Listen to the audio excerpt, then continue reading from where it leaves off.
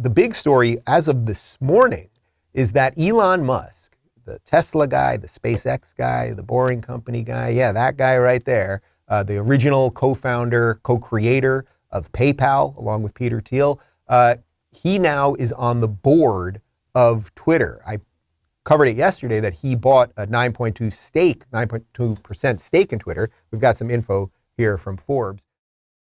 Tesla CEO Elon Musk has acquired a 9.2% stake in Twitter. The social media giant disclosed in an SEC filing on Monday, a move that comes weeks after the billionaire accused Twitter of failing to adhere to free speech principles.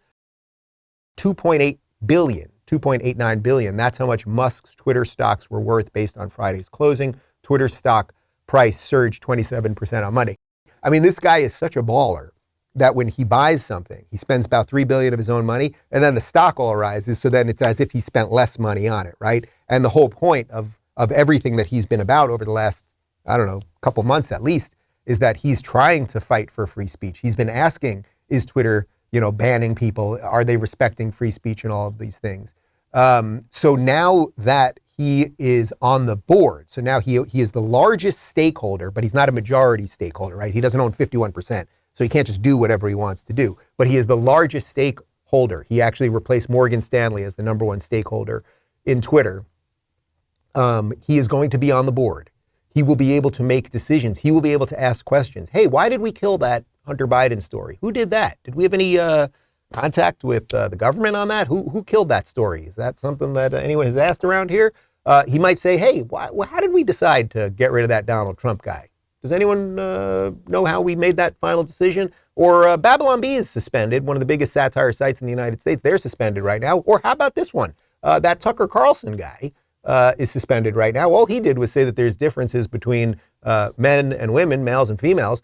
He's the largest cable news talk show, highest rated cable news talk show host in history of cable news. Should he be suspended on our platform? Elon might start asking these questions. Hey, how come Dave Rubin was suspended in July for saying that vaccine mandates might be coming from the federal government?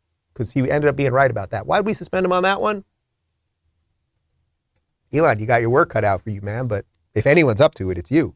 So the point is that there is some goodness here. There is some goodness because good people have to enter the fight. This is what this is why I started Locals. Good people have to enter the fight, build a better product. This is what's going on over at the Daily Wire. Why'd they do Jeremy's Razors? It's like, okay, Harry's Razors, you want to go woke, we'll build our own razor company and sell them. And it sounds like they're already bigger than Harry's Razors. This is why you build alternative networks like the Blaze. This is why PragerU is now doing PragerU Kids and Daily Wire is doing Daily Wire Kids.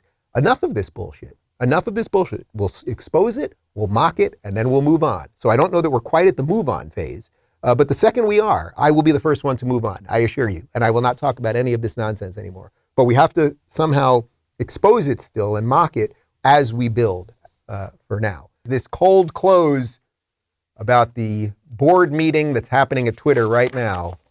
Well, what do you think of him?